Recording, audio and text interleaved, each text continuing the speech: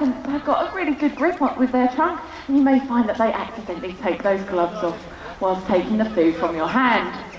Now, if you do happen to have any food with you today, you can make sure that you hide this out of the way, because down at the front of the queue, my colleague Martin will be handing you out some food, and our female African elephant Tanya has got some really nice bits of carrot, banana and bread today. She's got a really big appetite, so she will enjoy whatever piece you get given, but she will also try to eat whatever you have with you. And it's really important, we only feed the elephants the food that the keepers have prepared for them. So if you can make sure you put any of your own food back out of the way, just so that Tanya doesn't try to eat it today.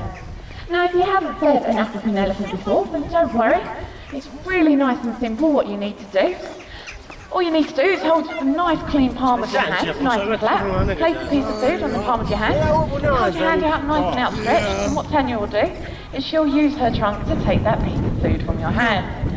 Now don't worry, she doesn't have any teeth in her trunk at all, so you're not going to get bitten, but her trunk is an extension of her nose and her upper lip.